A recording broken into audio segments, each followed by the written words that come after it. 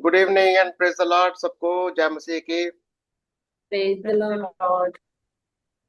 यिर्मयाह हमने 50 तक पढ़ लिया। और यिर्मयाह लोगों को ये प्रचार कर रहा है कि परमेश्वर इस संसार के अंदर यहूदा से लेकर यहूदा देश के अंदर जो अशुद्ध आत्माएं, मूर्तियां, जो लोगों ने किसी भी तरीके से उसको अशुद्ध किया है, वो उसको साफ करता है। वो अपने स्थान को, अपने लोगों को, अपने घराने को किसी भी तरीके से अशुद्ध नहीं होने देना चाहता। और यही कारण है कि वो लोगों से कहता है कि तुम यहां से बाहर निकलो।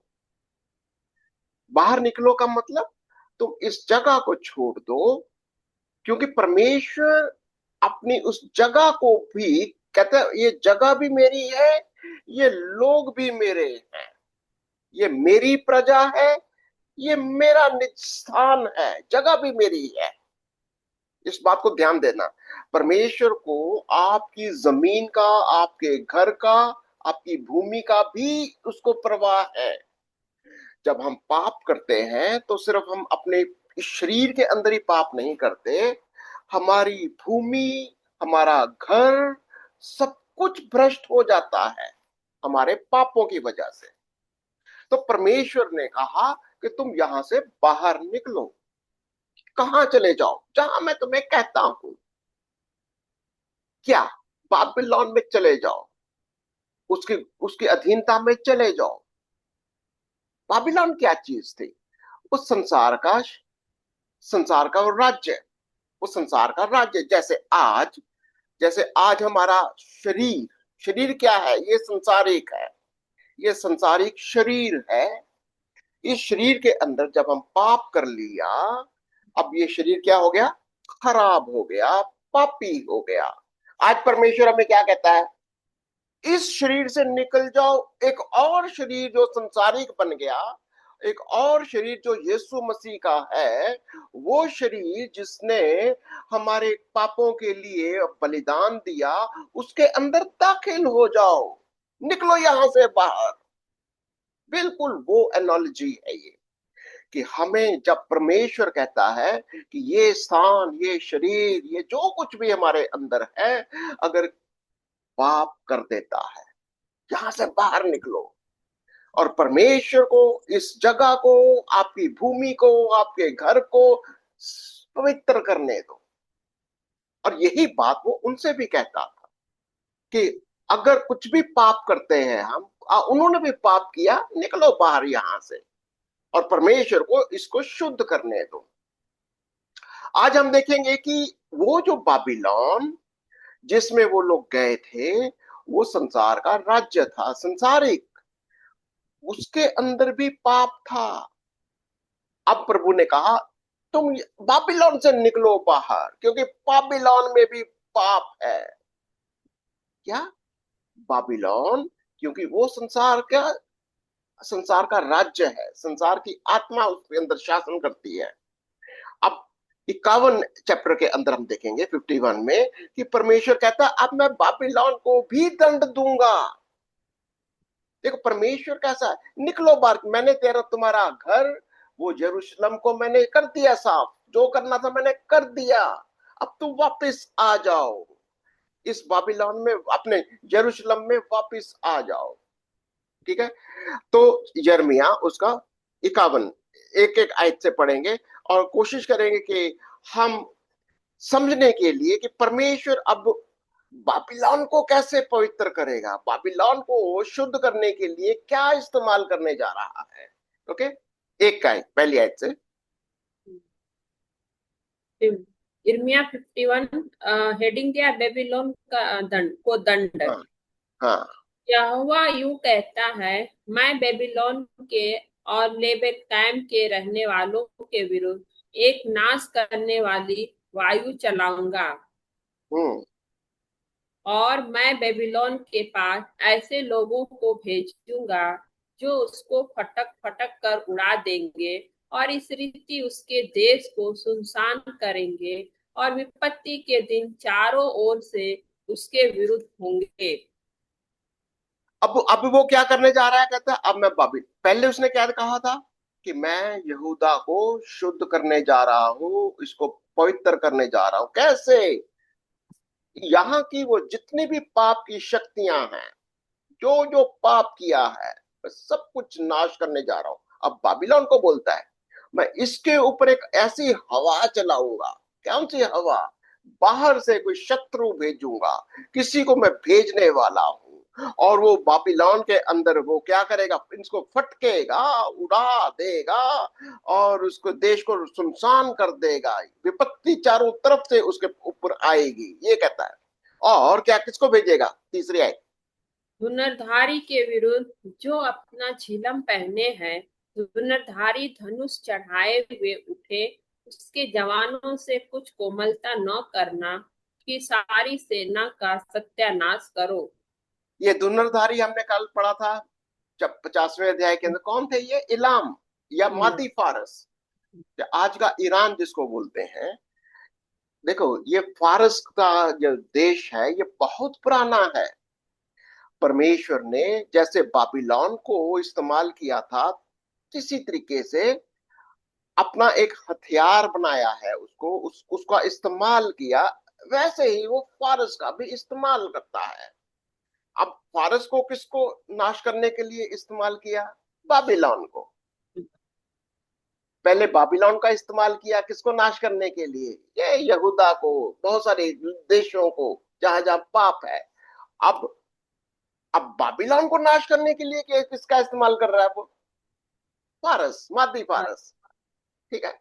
अब मादी फारस को भेजा उसने, कहता जो इसके विरुद्ध खड़ा होगा, देखो, धनुर्धारियों के विरुद्ध जो भी विरुद्ध होगा, अपना जिलम पहनेगा, धनुर्धारी धनुष चढ़ाए हुए उठे, उसके जवानों से कुछ कोमलता ना करना, उसकी सारी सेना को सत्यानाश करना। यानी कैसे, क्या कहता है? धनुर्धारी, धनुर्धारी कौन हो गए? फारसी लोग, फारस या आज का ईरान। ये जो मादी फारस जिसको कहते हैं। तो कहता कि तुम कोई इनके साथ कोमलता ना करना, इनको नाश कर देना। और कश्तियों के लिए क्या कहता? चौथी आयत। कसदियों के देश में मरे हुए और उसकी सड़कों से छिले हुए लोग गिरेंगे। हाँ, क्योंकि क्यों- क्योंकि यद्यपि इस्राएल और यहूदा के देश इस्राएल के पवित्र के विरुद्ध किए हुए पापों से भरपूर हो गए हैं, तो भी उनके परमेश्वर सेनाओं के यहोवा ने उनको त्याग नहीं दिया। यस, उसने कहा कि ठीक है, इजरायलियों ने पाप किया, मैंने इनको बाहर निकाला, मैंने इसको बाबिलोन की अधीनता में दे दिया। इसका मतलब ये नहीं है कि मैंने इनको त्याग दिया, छोड़ दिया, नहीं। देखिए, परमेश्वर का सिद्धांत को समझने की बहुत जरूरी है। परमेश्वर का नियम है कि जो जिसको वो कह देता है ये मेरा है, ये मेरा निज भाग है, ये मेरे लोग हैं, फिर उसको वो कभी त्यागता नहीं। दंड जरूर देगा, दंड दिया, उसको बाबिलोन भेजा, पर लेकिन त्यागता नहीं। बिल्कुल आज वही बात है। आज जब हम प्रभु यीशु को अपना प्रभु कहकर ग्रहण कर लेते हैं, वो आपको दंड देगा, कुछ भी हो सकता है, पर लेकिन आपको कभी त्यागेगा नहीं, छोड़ेगा नहीं। ये उसका प्रेम है। और कहता मैंने इनको दंड दिया, इनको बाबिलोन भेजा था, अब मैं ले आऊंगा, अब मैं इनको वापस भी ले आऊंगा, त्यागूंगा नहीं मैं, ये कहता हूं। क्योंकि आगे चलो, बाबिलोन से, अब इसलिए बाबिलोन से भागो। छठी आयत। बेबीलोन में से भागो, हम्म। अपना अपना प्राण बचाओ, हम्म। उसके अधर्म में भागी होकर तुम भी न मिट जाओ, क्योंकि यह यहोवा के बदला लेने का समय है, वह उसको बदला देने पर है। क्या? अब मैं बाबिलोन से, तुम निकलो बाहर। पहले क्या बोला था? बाबिलोन जाओ। हाँ, अब क्या बोलता? बाबिलोन से बाहर निकलो। देखा कितना फर्क है ना?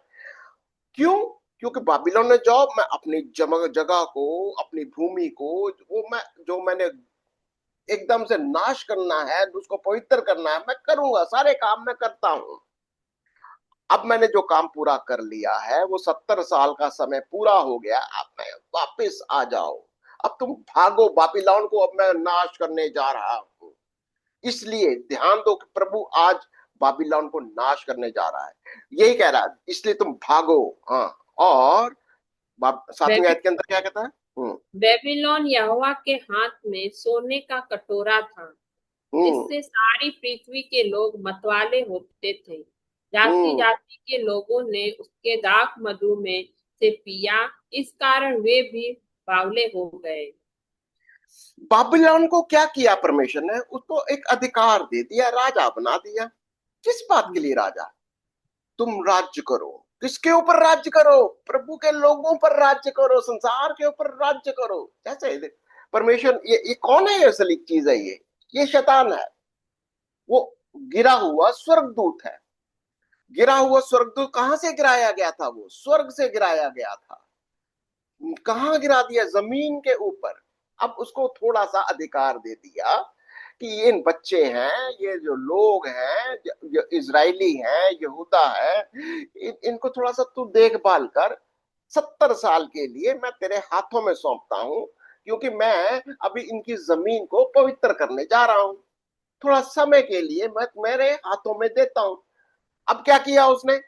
अब वो तो बावला हो गया है। शैतान के माइंड में क्या आ गया? अरे वो तो एक किस्म का घमंड आ गया। अब तो वो राजा बन गया, प्रभु के लोगों के ऊपर भी राज्य करूंगा मैं, ऐसा वाला। और लोग भी बावले हो गए। वो प्याला कहते ना, वो मतवाले हो गए कि ये अब तो परमेश्वर के लोग, इज़राइल की प्रजा, वो भी उनके अधीन आ गई। ये वाली बात हो गई। तो अब क्या हुआ? 8 में लिखा, बेबीलोन अचानक ले ली गई और नष्ट की गई है, इसके लिए हाय हाय करो। उसके घावों के लिए बलसान औषधि लाओ, तंबा है वह चंगी हो सके। तो बाबिलोन को क्या हो गया? अब तो ये एक किस्म से उसको रोग लग गया। एक ऐसा रोग लगा है कि अब उसके अंदर घमंड आ गया। कैसा घमंड आ गया? कि मैं तो इज़राइल के ऊपर शासन करता हूँ, यहूदा के ऊपर शासन करता हूँ, प्रभु के लोगों के ऊपर मैं शासन करता हूँ। देख, बिल्कुल वही चीज है। कभी कभी जब परमेश्वर, जब हम पाप करते हैं, हम कहीं ना कहीं संसारिक चीजों में चले जाते हैं। परमेश्वर हमको इस संसार की चीजों पर, इन इसके हवाले भी कर देता है। अगर हम पश्चाताप नहीं करते, अगर हम अपने पापों का अंगीकार नहीं करते, तो परमेश्वर हमको इस संसार की शक्तियों में के हवाले भी कर देता है। या ध्यान दे देना। हम्म। पर लेकिन अगर संसार की जो शक्तियां हैं, ये दुष्ट आत्माएं हैं, ये सोचती हैं कि अब तो ये हमारे हवाले हो गया, अब इसको हम छोड़ेंगे नहीं, बावले हो जाते हैं। पर लेकिन जब हम उससे बाहर निकलते हैं, जब हम परमेश्वर से यीशु मसीह का नाम लेकर, यीशु मसीह की आज्ञा का पालन करके हम इससे बाहर निकलकर यीशु के बदन की ओर आते हैं, वो उसको नाश करता है। देखिए, आज बहुत जरूरी है कि आज शैतान का राज्य जो शरीर के अंदर है, हमारे इस पाप में, शरीर के पुरानी सृष्टि के अंदर काम करता है, वो वहां से निकलना होगा। जब तक हम निकलेंगे नहीं, वो बावला होकर इस शरीर के अंदर राज्य करता है। पागल है वो, पगला जाता है वो, बावला हो जाता है। यही लिखा हुआ है उसके ऊपर। वो सोचता कि अब उसको कोई हटा नहीं सकता। सिर्फ आपको यीशु मसीह के नाम से उसको डांटना है। आपके शरीर के ऊपर उसका कोई हक नहीं है। बिल्कुल उस समय भी प्रभु ने आज्ञा दे रखी थी, निकलो बाहर बाबुलोन से, बाबुल से बाहर निकलो, अपने देश में आ जाओ। बिल्कुल वही बात है। तो फिर आगे क्या लिखता है? हम बेबीलोन का इलाज करते तो थे, परंतु हाँ। वे चंगी नहीं हुई। हाँ। इसलिए आओ हम उसको तज कर अपने अपने देश को चले जाएं, क्योंकि उस पर किए हुए न्याय का निर्णय आकाश वरन स्वर्ग तक भी पहुंच गया है। क्या? देखो, आज भी वही चीज है। कहता हम अभी, अब यहूदी लोग कहते हम तो बाबिलोन का इलाज तो करते थे, पर जैसे आज, आज हम कितने लोगों को कहते हैं कि इस पाप के शरीर को, पुराने शरीर को जो पाप में है, इसको त्याग कर, पश्चाताप कर कर यीशु मसीह के वो पुनरुत्थान वाले शरीर में जो मर गया था, जी उठा है, उसको ग्रहण कर लो, उसमें दाखिल हो जाओ। वही तुम्हारे लिए औषधि है, वही तुम्हारे उद्धार के लिए, वही एक चंगाई है।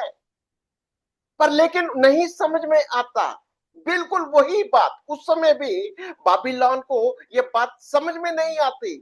और यहूदी लोग कहते हैं, हमने तो इसको बताया कि औषधि यही है, प्रभु को ग्रहण कर लो, पश्चाताप कर लो, नहीं तो तुम कभी भी चंगे नहीं हो सकते। चंगाई पानी है तो प्रभु में दाखिल हो जाओ, इसके जो वो कहता है उसकी आज्ञा का पालन करो। अब वो क्या कहते हैं, हमने तो कहा कि इसको चंगाई मिल जाए, आओ हम उसको, पर लेकिन कहता आओ उसको तज कर छोड़ो, अब इसको अपने अपने देश में चले चलेते हैं, क्योंकि उस पर किए हुए न्याय का निर्णय आकाश और स्वर्ग तक पहुंच गया है। ठीक है ना। तो कई लोगों की बात ऐसे आज भी यही होता है कि वो जान बूझकर वो बाबिलोन में, संसार की इन शक्तियों में, उसी में रहना चाहते हैं, वो छोड़ना नहीं चाहते। ये वाली बात है। आगे चलते हैं। यहोवा ने हमारे धर्म के काम प्रकट किए हैं, अतः आओ हम सियोन में अपने परमेश्वर यहोवा के काम का वर्णन करें।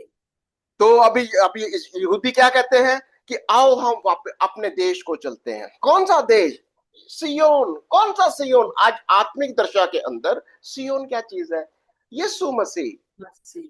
परमेश्वर का मंदिर, यीशु। आओ यीशु के पास चले, आओ यीशु के भवन में चले, आओ अपने प्रभु के पास चले, छोड़कर चले। और क्योंकि संसार के अंदर अगर तुम बाबिलोन में रहोगे, इस संसार में रहोगे, उसको तो वो नाश करेगा ही करेगा, तुम भी नाश हो जाओगे। आओ वापस चलते हैं, सियोन में चलते हैं, और हम वही हमारी धार्मिकता है, वहीं पर हमारे धर्म के काम प्रकट किए जाते हैं। आगे क्या कहता है? तीरों को पहना करो, ढाले थामे रहो, क्योंकि यहोवा ने मादी राजाओं के मन में को उभारा है। उसने बेबीलोन का नाश करने की कल्पना की है, क्योंकि यहोवा अर्थात उसके मंदिर का यही बदला है। प्रभु ने बाबिलोन को क्यों नाश करना है? क्योंकि उसने मंदिर को ढाया था, प्रभु के मंदिर को ढाया था। अब कहता मैं तुम्हारे को, तुम्हारा मैं अपना बदला लूंगा, बाबिलोन से लूंगा। बिल्कुल वही बात है। बाबिलोन क्या चीज है? संसार की आत्मा, संसार का राज्य। वो आपके शरीर को नाश करना चाहता है। यीशु मसीह के साथ क्या हुआ था? क्रूस के ऊपर उसने पुरानी सृष्टि को, इस पुराने मंदिर को किसने ढा दिया था? इस रोमन या पुरानी जो प्रीसी थे, पुरानी जो उनके लोग थे, पुरानी सृष्टि में थे, जो पाप में थे, क्रूस के ऊपर उसको ढा दिया, मंदिर नाश कर दिया। अब प्रभु ने तो उसको तो उसने मरकर तो जी उठा, अब नया जीवन तो बना दिया उसने। पर लेकिन जिसने ढाया है, जिसने उस मंदिर को ढाया है, अब बदला लेने का समय है। आज प्रभु उस पुराने संसार की उस आत्मा को, उन लोगों को वही बदला देना चाहता है, दे भी रहा है। कि जो उस प्रभु यीशु को ग्रहण नहीं करते, और जो उस पुराने मंदिर में, पुराने शरीर में, वो पाप में शरीर में ही रहना चाहते हैं, परमेश्वर का क्रोध, परमेश्वर का दंड वहां पर आता है। कहता मेरा बदला लेने का समय आ गया है। और क्या कहता है? और बेबीलोन को सरपना के विरुद्ध झंडा खड़ा करो, बहुत हाँ, पहरुए बिठाओ, हाथ लगाने वालों को बिठाओ, क्योंकि यहोवा ने बेबीलोन के रहने वालों के विरुद्ध जो कुछ कहा था वह अब करने पर है, वह रहना भी है। अब अब कहता है, अब देखो इसको हमेशा जब भी आप बाइबल पढ़ते हैं, आज के कॉन्टेक्स्ट को समझने की कोशिश करो। आज आपके लिए बाबिलोन क्या है? संसार, संसार की सोच, संसार की बातें। अब हमें इसके खिलाफ एक झंडा खड़ा करना है, यानी हमको हमको आइडेंटिफाई कर लेना है, ये संसार की सोच है, ये संसार की बातें हैं, ये संसार की आत्मा है। खड़े हो जाओ और पहरा दो, यानी पहरुए खड़े करो, ललकारो, यानी उस चीज का सामना करो। ये कह रहा है वो कि पहरुए खड़े करो, अपने इसके इसकी शहर पना के विरुद्ध झंडा खड़ा करो, पहरे बैठा दो, घात लगाने वालों को बैठाओ। बिल्कुल चौकस हो जाओ। संसार की आत्मा, बाबिलोन की आत्मा हमारे इर्द गिर्द है। याद रखना इस चीज को, हमारे इर्द गिर्द संसार है। पाप हमारे द्वार पर बैठा रहता है, वो चाहता है कि कभी भी हमारे अंदर दाखिल हो जाए। परमेश्वर ने, प्रभु यीशु मसीह में जब हम आ जाते हैं, जब हम यीशु को अपना प्रभु कह लेते हैं, हम उसके मंदिर में नहीं, उसके बदन में दाखिल हो जाते हैं, उसकी किंगडम में दाखिल हो जाते हैं। पर याद रखना, ये संसार कहीं ना कहीं हमारे इर्द गिर्द होता है। ये पहरुए बैठा के रखो, झंडे खड़े करके रखो, देखो किसी कोने में किसी तरीके से दाखिल तो नहीं हो जाता। बिल्कुल यही बात उनको भी कह रहा है कि बड़े ध्यान से रखो। परमेश्वर बाबिलोन को, इस संसार की आत्मा को नाश करने पर खड़ा हो चुका है, ये कह रहा वो। हे बाबिलोन, हाँ चलो। मैं ये बहुत से जलाशयों के बीच बसी हुई है और बहुत भंडार रखने वाले, तेरे आरा अंत आया है, तेरे लोभ की सीमा पहुंच गई है। अब को क्या बोलता है, बाबिलोन को क्या बोलता है? तेरी जितनी भी बहुतायत से तेरा जल है, यानी बहुत प्रोस्पेरिटी है तेरे पास, तेरे जलाशयों से तो भरी हुई है, और भंडार बहुत है तेरे पास, बहुत पैसा है तेरे पास, सब कुछ है तेरे पास। तेरा लोभ भी, लालच भी बहुत है तेरे अंदर, पर लेकिन अब तेरा अंत आ चुका है। परमेश्वर संसार के लोगों को, उसकी आत्मा को, शैतान की शक्तियों को नाश करने के लिए आप जो कहता समय आ चुका है। ये समय आ चुका है, इसलिए आपसे और मेरे से कहता निकलो बाहर, यहां से इधर से बाहर निकलो, कहीं तुम भी नाश में हो जाना। और क्या कहता 14वीं आयत के अंदर? सेनाओं के यहोवा ने अपनी ही शपथ खाई है कि निश्चय मैं तुझको टिड्डियों के समान अनगिनत मनुष्यों से भर दूंगा और वे तेरे विरुद्ध ललकारेंगे। कहा? तेरे राज्य के अंदर में ऐसे ऐसे तेरे ही विरोध में तेरे ही लोग खड़े हो जाएंगे। देखिए, ये संसार का राज्य है। परमेश्वर क्या करता है, उसी के राज्य में ऐसे ऐसे लोग टिड्डियों के समान आ जाएंगे, आपस में ही लड़ेंगे, आपस में ही लड़ाई करेंगे। ये वाली बात है। वो कहता तेरे ही विरुद्ध में बहुत सारे लोग आएंगे, और ललकारेंगे वो लोग, पर लेकिन प्रभु के लोग उसकी स्तुति करते हैं। देखिए आगे देखते हैं, 17 वर्ष 15। 15 के ऊपर हेडिंग दिया है परमेश्वर की स्तुति का भजन।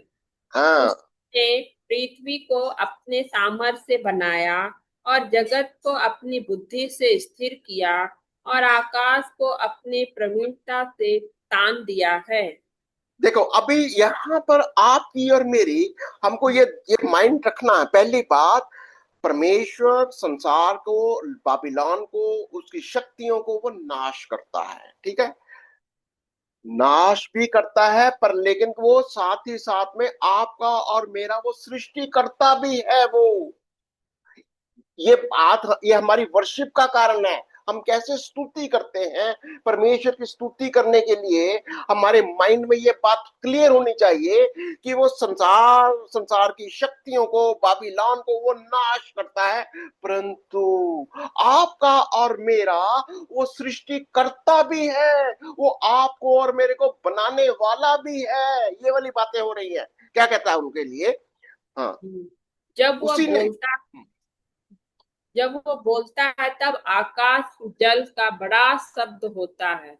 वह हाँ, पृथ्वी छोर से कुहरा उठाता है। वह हाँ, वर्षा के लिए बिजली बनाता और अपने भंडारों में से पवन निकाल ले आता है। ठीक है, वो कैसा सृष्टि करता है? बिल्कुल, जब हम स्वर्ग, जब आज आसमान में बिजली चमकती है, जब पवन आती है, अच्छी अच्छा सब कुछ परमेश्वर करता है, कहता अपने भंडार से पवन को निकालता है, ऐसी ऐसी बातें कहता है वो। तब सब मनुष्य क्या करते हैं? सब मनुष्य पशु सरीखे ज्ञान रहित हैं। तब सोनारों और उनकी खुदी हुई मूर्तों के कारण लज्जित होना पड़ेगा, क्योंकि उनकी ढली हुई मूर्तें धोखा देने वाली है और उनके कुछ भी सांस नहीं चलती। तो मनुष्य कौन से हैं? जो लोग इस संसार के अंदर है, जो लोग हम्म। इस बाबिलोन के अंदर है, जिनको ये ज्ञान तक नहीं है कि हमारा परमेश्वर है कौन। हमारा परमेश्वर सृष्टि करता है, वो पाप और पाप की चीजों को दंड देता है, नाश करता है, बाबिलोन को वो नाश करता है।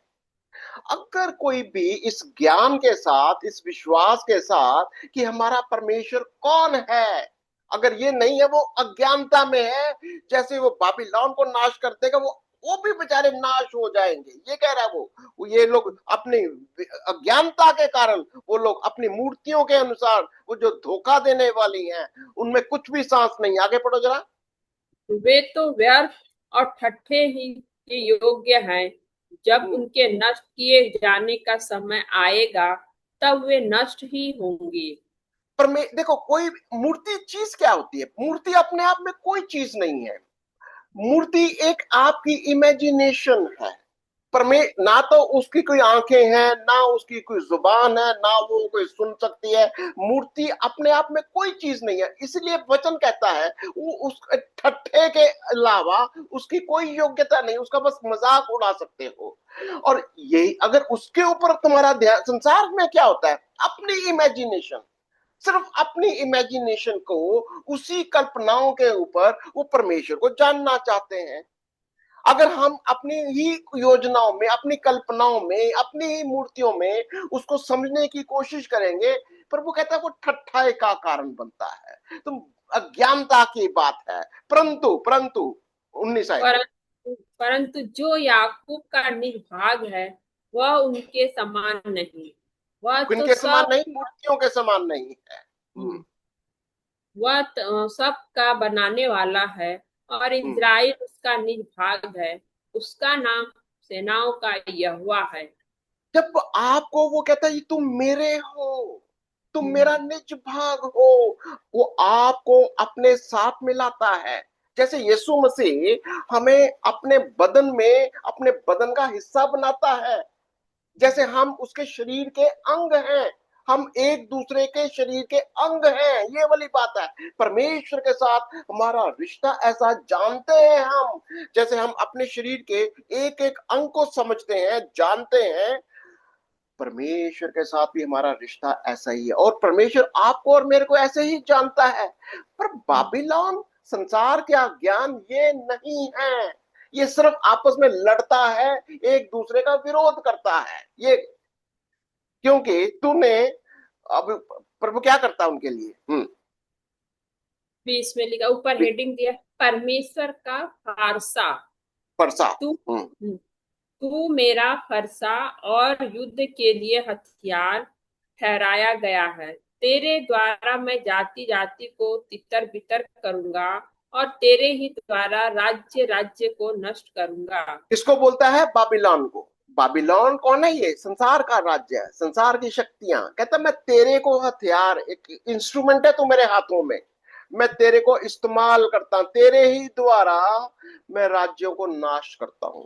शैतान उसके हाथों में एक कारीगरी है, हथौड़े की तरह है, एक तलवार की तरह है। कहता मैं तेरा इस्तेमाल करता हूं, मैं तेरे को राजा भी बनाता हूं, तेरे को नाश करने के लिए मैं इस्तेमाल भी करता हूं, ये कहता है वो। तू बस फरसा है मेरे हाथ में, और तेरे ही द्वारा मैं क्या करूंगा? तेरे तेरे ही द्वारा मैं सवार समेत घोड़ों को टुकड़े टुकड़े करूंगा। हाँ। तेरे ही द्वारा रथी समेत रथ को भी टुकड़े टुकड़े करूंगा। तेरे ही द्वारा मैं स्त्री पुरुष दोनों को टुकड़े टुकड़े करूंगा। तेरे ही द्वारा मैं बूढ़े और लड़के दोनों को टुकड़े टुकड़े करूंगा, और जवान पुरुष और जवान स्त्री दोनों को भी मैं तेरे द्वारा टुकड़े टुकड़े करूंगा। अब प्रभु कहता क्या है? यानी ये संसार की आत्मा, ये शैतान, जो भी शक्तियां हैं, ये परमेश्वर के हाथों में एक इंस्ट्रूमेंट है, हथियार है उसके हाथों में। इसी का इस्तेमाल करता है, इसी के इस्तेमाल से इसी के लोगों को वो नाश करता है। कैसा परमेश्वर है ये! अपने लोगों को बचा लेता है, अपने लोगों को अलग कर लेता है, ये वाली बात है। आगे क्या कहता है? तेरे ही द्वारा। तेरे ही द्वारा मैं भेड़ बकरियों समेत चरवाहे को टुकड़े टुकड़े करूंगा। तेरे ही हम्म द्वारा मैं किसान को उसके जोड़े बैलों को भी टुकड़े टुकड़े करूंगा। अधिपतियों और हाकिमों को भी मैं तेरे ही द्वारा टुकड़े टुकड़े करूंगा। यानी कौन लोगों को टुकड़े टुकड़े कर रहा है? जो लोग परमेश्वर की आज्ञा का, उसके वचन का पालन नहीं करना चाहते, वो जो लोग बाबिलोन में ही रहना चाहते हैं, उनको संसार संसार की चीजें वो ही अच्छी लगती हैं। फिर क्या करता है? मैं तेरे ही द्वारा मैं इनका टुकड़े टुकड़े करूं, यानी नाश करूंगा मैं। ये अगर कोई जान बूझ कर बाबिलोन में, बाबिलोन के राज्य में, उसके सिस्टम में बना रहना चाहता है, तो परमेश्वर उसी सिस्टम के द्वारा, उसी बाबिलोन के द्वारा उसको वो नाश भी करता है। यही वचन कह रहा है। आगे। 24 ऊपर हेडिंग दिया है बेबीलोन का उजाड़। हम्म मैं बेबीलोन को और सारे कसदियों को भी उन सब बुराइयों का बदला दूंगा जो उन्होंने तुम लोगों के सामने सियोन में की है। यहोवा देखो, की यही वाणी है। प्रभु का वचन क्या कहता है? अगर अगर संसार के लोग प्रभु के साथ, प्रभु के लोगों के विरोध में कुछ भी करते हैं, प्रभु कैसे उनको उनको उनको नाश करता? उन्हीं की शक्ति, उन्हीं की सोच, उन्हीं के लोग, उन्हीं के द्वारा। देखो, प्रभु का काम करने का तरीका है ये। वो उस बाबिलोन कहता है, मैं, तू ही मेरा हथियार है, तेरे ही द्वारा, तेरे ही लोगों को, तेरी ही किंगडम को मैं नाश करूंगा। कैसा परमेश्वर है हमारा! ये है सृष्टि करता, और हमारे को वो बचा लेता। चलिए आगे चलेंगे। हे नाश करने वाले पहाड़, इसको हे क्या बोलता नाश हाँ, हे नाश करने वाले पहाड़ जिसके द्वारा सारी पृथ्वी नाश हुई है। यहोवा की यह वाणी है कि मैं तेरे विरुद्ध हूँ और हाथ बढ़ाकर तुझे टांगों पैर से लुढ़का दूंगा और जला हुआ पहाड़ बनाऊंगा। तो क्या कहता कि तू एक इतना बड़ा पहाड़ है, यानी तू बहुत बड़ी किंगडम है, पर लेकिन तू जला हुआ है, मैं तेरे को नाश करूंगा। तो कैसा तेरे को नाश करूंगा मैं? जैसे टांगों पर, मतलब पहाड़ों के ऊपर लुढ़कते हुए तू आएगा, नीचे लुढ़का हुआ गिराएगा, जला हुआ पहाड़ बना दूंगा। और क्या कैसा है 26 आयत में? लोग लोग तुझसे न तो घर के कोने के लिए पत्थर लेंगे और न वे नींव के लिए, क्योंकि तू सदा उजाड़ रहेगा। यहोवा की यही वाणी है। तो अब ये किंगडम को क्या बोलता है? ये एकदम से जला हुआ पहाड़ है, यानी जैसे जो जली हुई मिट्टी हो, पहाड़, उससे कोई अपना घर बनाता है? कहता नहीं, तुम्हारे से कोई पत्थर भी नहीं निकालेगा, कोई तेरे पत्थरों से अपना घर भी नहीं बनाएगा। यानी संसार की चीजों के द्वारा लोग अपने घर भी नहीं बनाएंगे। तू तू ऐसा पहाड़ है जो जल चुका है, तेरे द्वारा कोई अपने घर भी नहीं बनाएंगे। और यीशु मसीह भी एक पहाड़ है, मालूम है ना?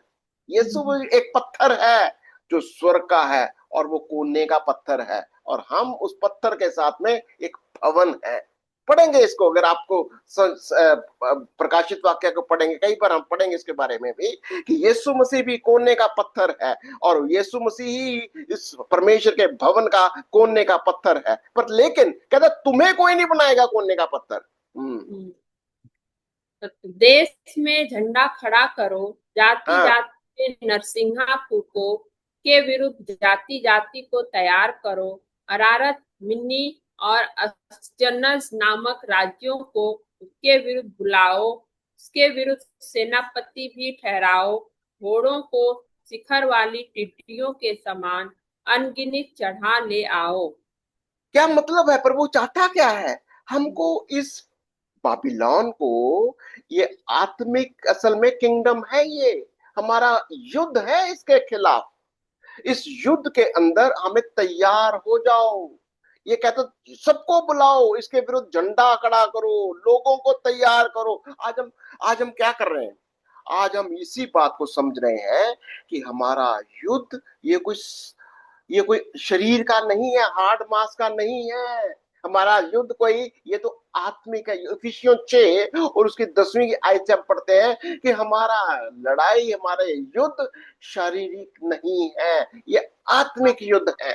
बाबिलोन भी एक आत्मिक युद्ध है। परमेश्वर इस बाबिलोन को नाश करता है। कहता इसीलिए तुम भी यही करो, झंडे खड़े करो, अपने लोगों को तैयार करो, लोगों को समझाओ, उसके विरुद्ध बुलाओ। हाँ, और उसके विरुद्ध जातियों को तैयार करो, मादी राजाओं को, उनके अधिपतियों, सब हाकिमों सहित, और उस राज्य के सारे अधिपतियों सहित, और उस राज्य के सारे देश को तैयार करो।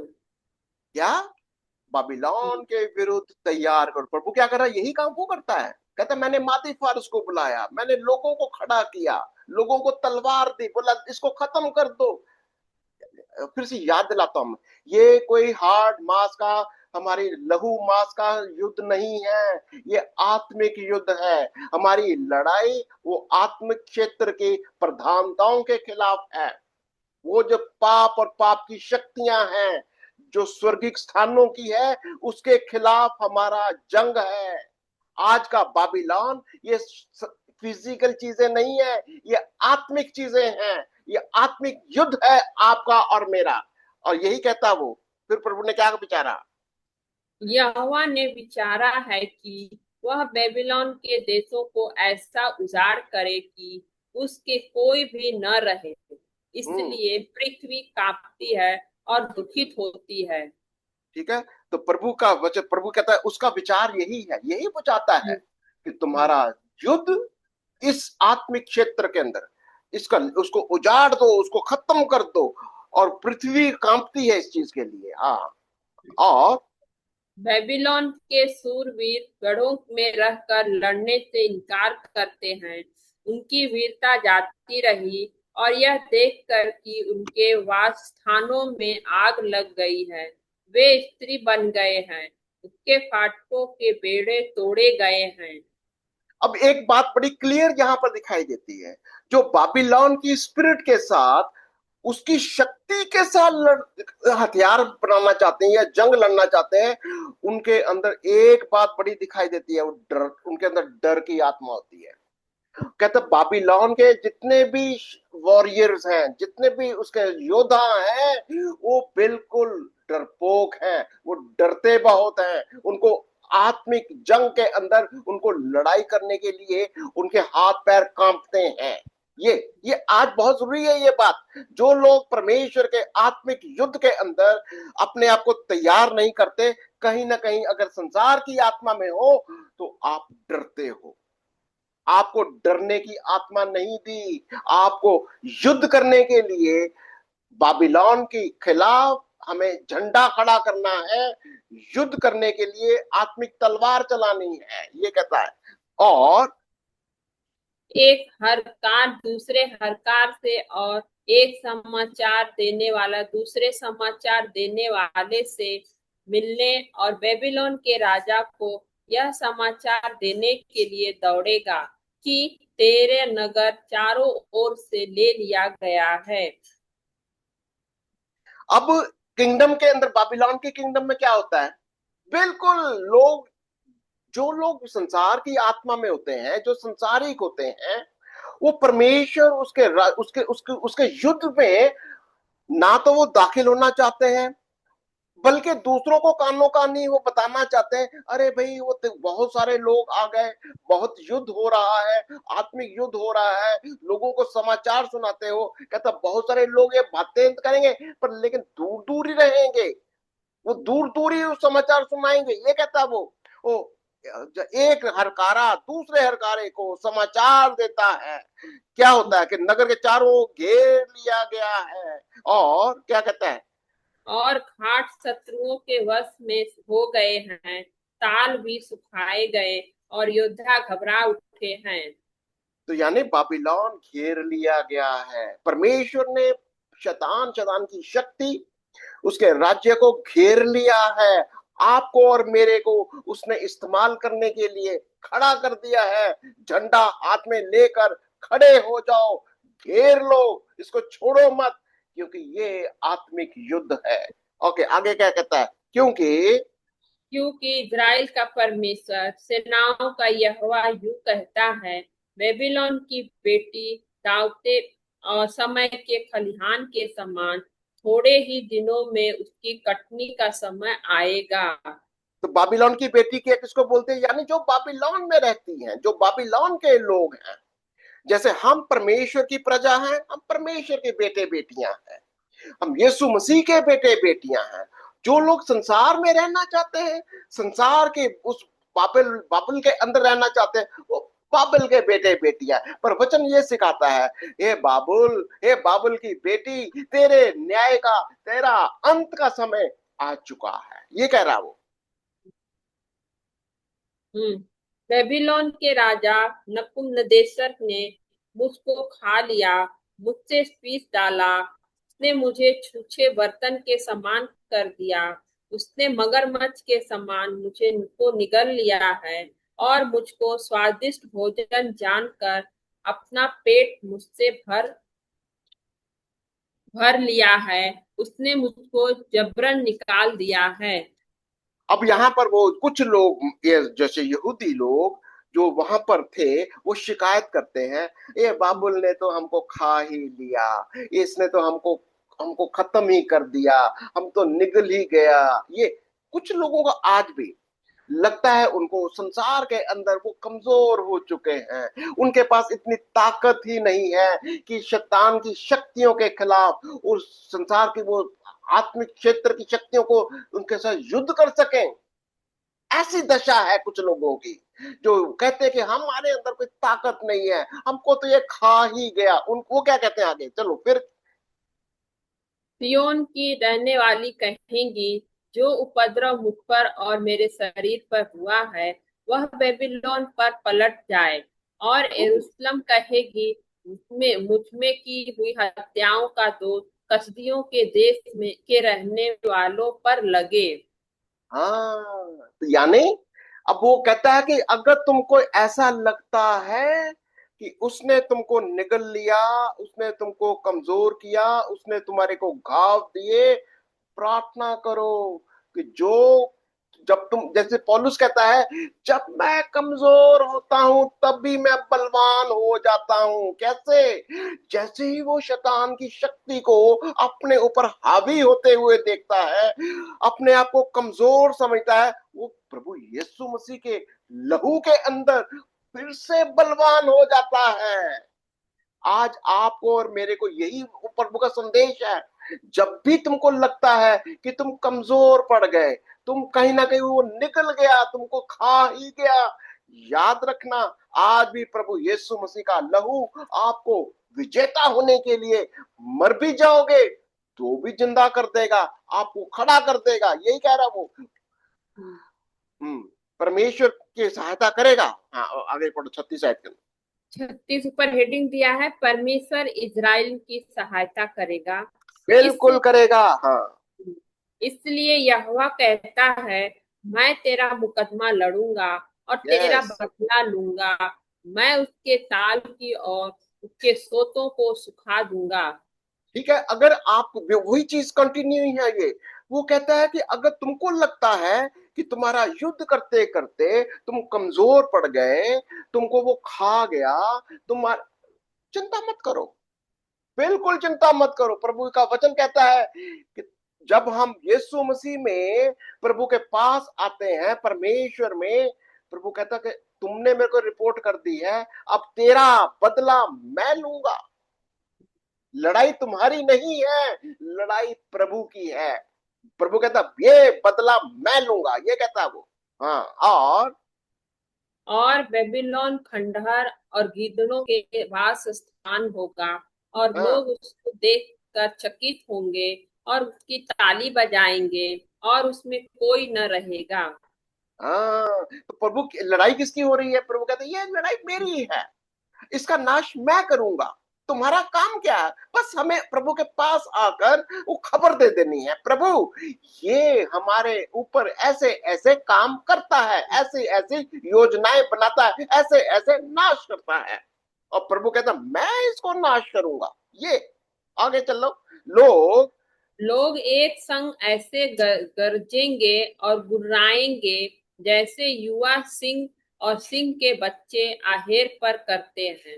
देखिए ये आज की दशा है। आज जो लोग प्रभु में आ जाते हैं, आज प्रभु में ऐसा जोर से हालेलुया बोलते हैं, ऐसा जोर से गरजते हैं, शैतान भाग जाता है, उसकी शक्ति खत्म हो जाती है। यही कह रहा है वो। जब प्रभु के पास हम आते हैं, हमको गरजना है, हमको शैतान का सामना करना है, ये कहता है वो। ओके आगे चलो। हम्म। परंतु जब जब वे उत्तेजित हो, तब मैं भोज तैयार करके उन्हें ऐसा मतवाला करूंगा कि वे हुलस कर सदा की नींद में पड़ेंगे और कभी न जागेंगे। यहोवा की यही वाणी है। हाँ, जब वो उत्तेजित हो, जब हम हालेलुया प्रेज द लॉर्ड प्रभु की वर्शिप करते हैं, शैतान भाग जाता है।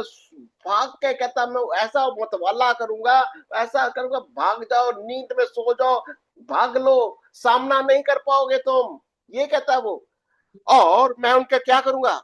मैं उनको भेड़ों के बच्चों, मेढ़ों और बकरों के समान घात करा दूंगा। उनके कैसे मार डालूंगा मैं? जैसे भेड़ बकरों को मैं घात करता हूं, ऐसे घात कर दूंगा मैं उन्हें। और कैसी होगी दशा उनकी? 41 उस पर हेडिंग दिया है, पतन के बाद बेबीलोन की दशा। हाँ, शेषक जिसकी प्रशंसा सारी पृथ्वी पर होती थी, कैसे ले लिया गया, वह कैसे पकड़ा गया। बेबीलोन जातियों के बीच कैसे सुनसान हो गया है। जब प्रभु किसी भी इंसान को, जाति को, देश को जब वो ले लेता है, दो ही ऑप्शन होते हैं, या तो प्रभु को ग्रहण कर लो या नाश हो जाओ। आज भी आप, मैं आपको बाय नेम आप देख सकते हो, जिस जिस जिस देश के अंदर प्रभु यीशु मसीह को उसकी इज्जत मिलती है, उसकी वर्शिप होती है, उसका उसका नाम का लिया जाता है, उसको ग्रहण किया जाता है, परमेश्वर उसको आशीष देता है। और जो लोग प्रभु यीशु मसीह को ग्रहण नहीं करते, उसका विरोध करते हैं, परमेश्वर का क्रोध आता है। और ये अपने आंखों से आज भी देख सकते हैं। आगे चलते हैं, क्या कहता है? बेबीलोन के ऊपर समुद्र चढ़ आया है, वह हाँ, उसकी सी लहरों में डूब गया है। यानी कैसा बाबिलोन के ऊपर अटैक कैसे हो रहा? परमेश्वर का एक समुद्र की तरह एक पवित्र आत्मा अब बाबिलोन संसार के ऊपर उतर आया है। बाबिलोन के ऊपर कैसा उतर आया है? जैसे समुद्र चढ़ाया है। और क्या हो रहा है उसके? उसके नगर उजड़ गए, के देश निर्जन और निर्जन हो गए। उसमें हाँ, कोई मनुष्य नहीं रहता और उससे होकर कोई आदमी नहीं चलता। तो ये आज का बाबिलोन, जो भी बाबिलोन की आत्मा में रहते हैं, जो लोग भी रहते हैं, अगर विरोध करते हैं तो परमेश्वर का क्रोध ऐसे आता है कि उजाड़ हो जाती है जगह, वो देश ही उजाड़ हो जाता है, ऐसा है वो। और मैं क्या करूंगा? मैं उसके नगर उजड़ गए देश के, मैं बेबीलोन के बेल को दंड दूंगा और उसने जो कुछ निगल गया है लिया है, वह उसके मुंह से उगलवाऊंगा। जातियों के लोग फिर उसकी ओर ताता बांधे हुए न चलेंगे। बेबीलोन की सरपना गिराई जाएगी। किसको किसको दंड दूंगा? बेल को दंड दूंगा। बाबिलोन का देवता कौन है? बेल देवता, बद्रोक देवता, पता नहीं क्या क्या जो भी नाम है इनके। अगर जो भी आत्मिक शक्तियां हैं जो प्रभु के लोगों को निगलना चाहते हैं, जो आपका नाश करना चाहते हैं, याद रखना वो आपका विरोध नहीं कर रहे हैं। जो भी संसार की शक्तियां प्रभु के लोगों का विरोध कर रही हैं, वो किसका विरोध कर रहे हैं? हमारे प्रभु का, हमारे परमेश्वर का, यीशु मसीह का विरोध कर रहे हैं वो। और प्रभु का वचन कहता है जो तुम्हें निगलता है, जो तुम्हें नाश करता है, उसको मैं नाश करूंगा, ये कहता है वो। हाँ, हे हे मेरी मेरी प्रजा, प्रजा। हम्म। उसमें से निकल आओ, निक- अपने अपने प्राण को यहोवा के भड़के हुए क्रोध से बचाओ। तो हमारा काम क्या है? हमें निकल जाओ, तुम वहां से निकलो बाहर बस। हमारा काम क्या है? आपको और मेरे को बाबिलोन से बाहर निकलना है, ये बार बार कहता है। अगर हम बाबिलोन में ही रहोगे, अगर हम हमारा मन, हमारा सोच, हमारा बातें बाबिलोन संसारिक ही हैं, फिर कहीं ना कहीं हम भी उसके साथ दंड पा जाएंगे। अगर हम वहीं पर रहेंगे, ये कहता है वह, तुम निकलो बाहर, तुम वहां से बाहर निकलो, ये कहता है वो। और जब ज- जब उड़ती हुई बात उससे और सुनी जाए, तब तुम्हारा मन न घबराए, और हाँ, जो उड़ती हुई चर्चा पृथ्वी पर सुनी जाएगी, तुम उससे न डरना। उसके एक वर्ष बाद एक और बात उड़ती हुई आएगी, तब उसके बाद दूसरे वर्ष के में एक और बात उड़ती हुई आएगी, और उस देश में उपद्रव होगा, और वह हाकिम दूसरे के विरुद्ध होगा। तो प्रभु का वचन क्या कहता है? जब मैं इस बाबिलोन को नाश कर रहा हूंगा, तुम मत डरना, तुम डरना मत। देखिए, आज प्रभु चल चल क्या रहा है? प्रभु का कहा कि अंत के दिनों में राष्ट्र राष्ट्र पर चढ़ाई करेंगे, वो वो अकाल आएंगे, भूखमरी आएगी, सारी चीजें आएंगी, पर तुम मत डरना। आज परमेश्वर का क्रोध जब संसार के लोगों के ऊपर पड़ रहा है, बाबिलोन के ऊपर पड़ रहा है, प्रभु कहता तुम चुप रहना, तुम धीरज धरना, तुम विश्वास करना, प्रभु तुम्हारे को नाश नहीं होने देगा, ये कह रहा वो। ओके। और इसलिए देख, वो दिन आते हैं। इसलिए देख, वे दिन आते हैं जब बेबीलोन की खुदी हुई मूर्तों पर दंड की आज्ञा करूंगा। उस हम्म। सारे देश के लोगों का मुंह काला हो जाएगा, और उसके सब मारे हुए लोग उसी में पड़े रहेंगे। तो यानी जो लोग भी बाबुलोन के अंदर रहना चाहते हैं, संसार की ये स्पिरिट है, संसार की, अगर तुम उसमें रहना चाहते हो, अगर तुम पश्चाताप करके यीशु मसीह के बदन में दाखिल नहीं होना चाहते, फिर हम कहीं ना कहीं बाबुल के साथ, जैसे उसका नाश हो रहा है, तुम भी नाश हो जाओगे, बहुत सारे लोग ऐसे ही नाश हो जाएंगे, ये कह रहा। तब तब स्वर्ग और पृथ्वी के सारे निवासी बेबीलोन पर जय जयकार करेंगे, क्योंकि उत्तर दिशा से नाश करने वाले उस पर चढ़ाई करेंगे। यहोवा की यही वाणी है। असल में ये लड़ाई फिजिकल है कि आपको क्या लगता है? नहीं, ये स्वर्गिक लड़ाई है, ये आत्मिक युद्ध है। ये जो लड़ाई है, ये स्वर्ग और पृथ्वी के निवासी, जो स्वर्ग में स्वर्गदूत आनंद मनाएंगे, जमीन पर प्रभु के लोग आनंद मनाएंगे, ये कहता है। और जैसे क्या होता है आगे? जैसे बेबीलोन ने इज़राइल के लोगों को मारा, वैसे ही सारे देश के लोग उसी में मार डाले जाएंगे। ठीक है, बिल्कुल वही बदला। जैसे कहता है इसराइलियों को मारा, ये देखो, आज फिर से आपको बताता हूँ। इसराइल, ईरान की, ये जितने भी उग्रवादी लड़ाई करते हैं, ये कोई फिजिकल लड़ाई नहीं है, ये आत्मिक युद्ध है। ये संसार की लड़ाई और प्रभु के लोगों की लड़ाई है। और बल्कि प्रभु के लोगों की नहीं, परमेश्वर की और बाबिलोन के विरोध में लड़ाई चल रही है। आज चाहे कोई संसार का, चाहे ईरान हो या कोई भी शक्ति हो, जो इज़राइल को नाश करने के लिए सोच रहे हैं, परमेश्वर उसको नाश करेगा। याद रखना, बाबिलोन को वो नाश करेगा जो प्रभु के लोगों को नाश करेगा। सोचता भी है, ये कह रहा है वो। ओके, आगे चलते हैं। 50 पर हेडिंग दिया है, बेबीलोन में रहने वाले इजरायलियों को परमेश्वर का संदेश। हाँ।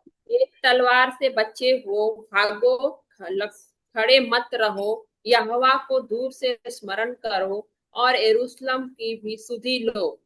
क्या कहता है? जो लोग बचे हुए हो, जो अभी भी बाबिलोन में हो, भाग लो वहां से। थोड़े भी हो, जो भी हो, भागो वहां से। तुमको वहां नहीं रहना, क्योंकि परमेश्वर आज भी बाबिलोन को नाश करने के लिए वो सब कुछ हथियार भेज रहा है। सब कुछ नाश करने का प्रोग्राम बना दिया उसने।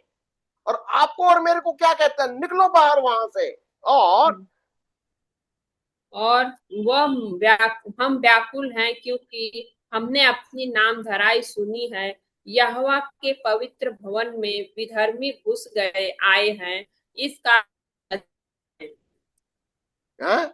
इस कारण हम लज्जित हैं, हम व्याकुल हैं। क्यों? बाबिलोन हमारे घरों के अंदर घुस आया। कहां पर? हमारे मंदिरों में, हमारे चर्चेस में, हमारे प्रभु आपके घर के अंदर घुस। ये देखो, बाबिलोन संसार अभी आपके चर्च के अंदर, आपके घर के अंदर, आपके समाज के अंदर घुस आया। कहते यही तो हैरान की है कि संसार आज आपके घर घर तक घुस चुका है, और आपको इस बाबिलोन से निकलना होगा। ये कह रहा है वो। देखो, हम व्याकुल हैं क्योंकि हमने अपनी नामधराई सुनी है। क्या? कि यहोवा के पवित्र भवन में विधर्मी घुस आए हैं। कौन? ये बाबिलोन के लोग प्रभु के भवन में आ चुके हैं, ये कह रहा है वो।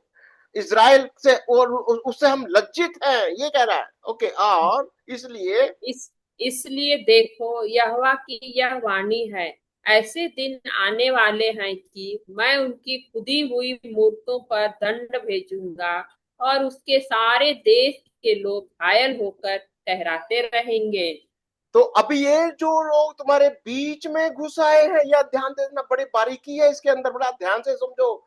जो लोग छिपते हुए, एक बखौटा पहने हुए प्रभु के मंदिर में, प्रभु के घर के अंदर दाखिल हो चुके हैं, दरअसल में वो है बाबिलोन के।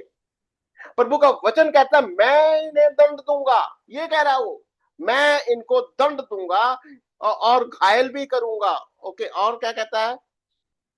हाँ, और चाहे बेबीलोन ऐसा ऊंचा बन जाए कि आकाश से बातें करे, और उसके ऊंचे गढ़ अभी दृढ़ किया जाए, तो भी मैं उसे नष्ट करने के लिए लोगों को भेजूंगा।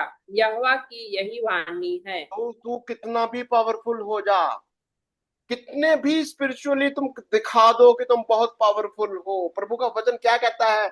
अगर तुम संसार की आत्मा के हो, अगर तुम बाबिलोन वाले लोग हो, तो प्रभु के मंदिर में भी तुम दाखिल हो जाओ, परमेश्वर तुमको भी नाश करेगा, ये वचन कह रहा है। और बाबिलोन का विनाश कैसे होगा? आगे पढ़ो। बेबीलोन के से चिल्लाहट का सब सुनाई पड़ता है। हाँ। कसदियों के देश के सत्यानाश का बड़ा कोलाहल सुनाई देता है। अब लोगों को पता चल गया है, लोगों को पता है कि परमेश्वर संसार संसार की आत्मा में चलाए हुए जितने भी लोग हैं बहुत परेशान हैं। कहता कोलाहल मचा हुआ है, सत्यानाश हो रहा है, क्योंकि क्योंकि क्योंकि यहोवा बेबीलोन का नाश कर रहा है, और उसके बड़े कोलाहल को बंद कर रहा है। इससे उनका कोलाहल महासागर का सा सुनाई देता है। यानी इनकी चीखें अब पूरे संसार तक, स्वर्ग हम्म, तक पहुंच चुकी हैं, ये कह रहा है वो। और हम्म।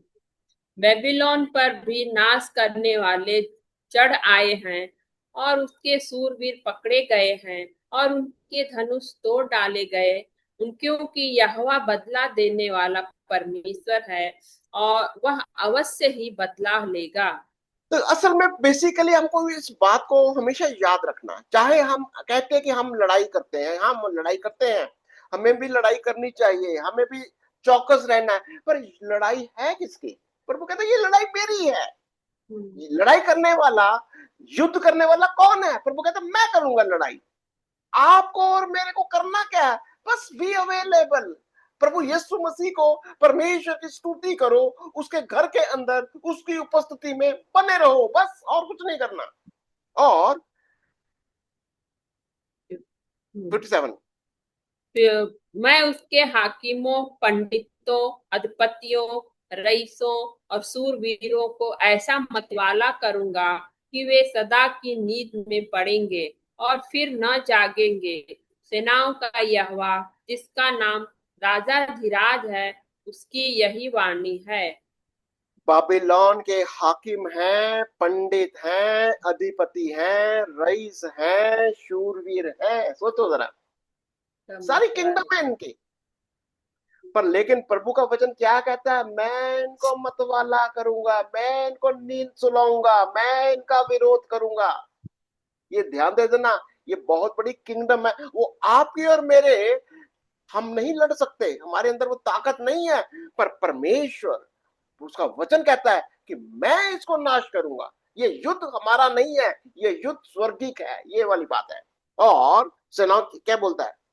सेनाओं का यहोवा यूं भी कहता है, बेबीलोन की चौड़ी सरपना नेव से ढाई जाएगी और हाँ। उसके ऊंचे फाटक आग लगाया जाएगा।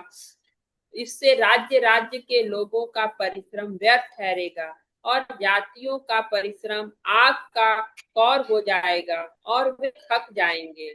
तो इनकी किंगडम कहते हैं, सब कुछ मैं नाश कर दूंगा, सब कुछ प्रभु का, संसार का राज्य, संसार का अधिपति, इसकी आत्मिक सेना, जो कुछ भी है, सब कुछ मैं नाश करूंगा। और 59 का हेडिंग है, इर्मिया के संदेश का बेबीलोन भेजा जाना। हाँ, यहूदा के राजा सिदकिय्याह के राज्य के चौथे वर्ष में, जब उसके साथ सऱ्याह भी बेबीलोन को गया था, जो निर्याह का पुत्र महसेयाह का पोता और राजभवन का अधिकारी भी था। अब जो यिर्मयाह ने संदेश भेजा बाबिलोन को, ये सारी हम्म। बातें उसने लिख कर भेजी। जैसे पहले उसको भेजा था, बारूक को भेजा था, एक और बंदा निकला, क्या नाम था? सराया। उसको बोला सर, जाओ वहां जाकर उनसे बताओ क्या। तब यिर्मयाह भविष्यवक्ता ने उसको ये बातें बताई, अर्थात ये सब बातें जो बेबीलोन पर पड़ने वाली है, विपत्ति के विषय लिखी हुई है, उन्हें यिर्मयाह ने पुस्तक में लिख दिया।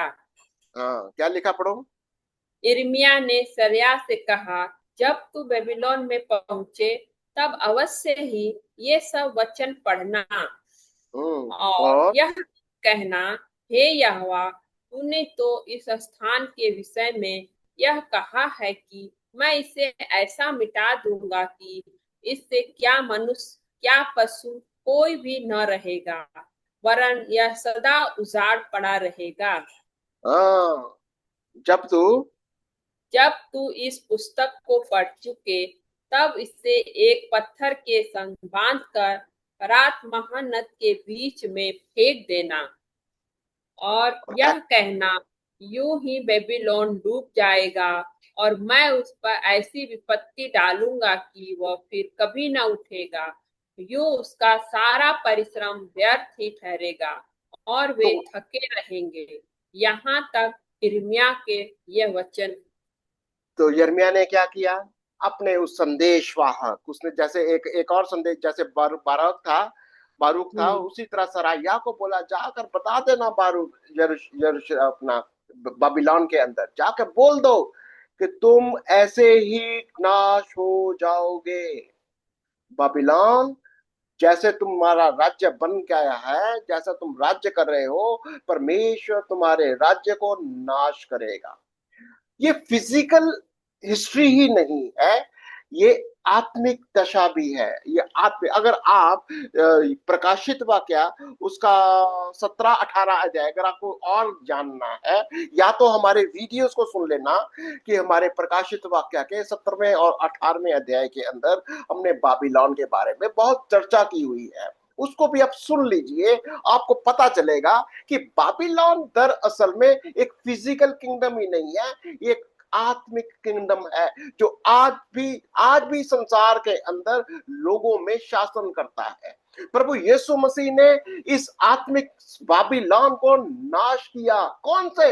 अपने इस शरीर के अंदर, अपने इस बलिदान के द्वारा यीशु मसीह ने इस, क्योंकि उसकी सारी पावर इस पाप के शरीर के अंदर रहता है, वो पाप में काम करता है। यीशु ने पाप और पाप की शक्ति को नाश किया, और प्रभु आज भी कहता है निकल चलो इसमें से, इस बाबल से निकल चलो। किसके अंदर दाखिल होना है? यीशु मसीह में दाखिल हो जाओ, उसके राज्य में दाखिल हो जाओ, उसकी आज्ञाकारिता में, उसकी अधीनता में आ जाओ। अगर हम नहीं मानेंगे, अगर हम प्रभु के वचन को नहीं ग्रहण करेंगे, अगर हम प्रभु बाबुल से नहीं निकलेंगे, तो वचन कहता है कि मैं तो बाबुल को, उसकी किंगडम को नाश कर रहा हूं। कहीं ऐसा ना हो कि तुम भी नाश हो जाओ।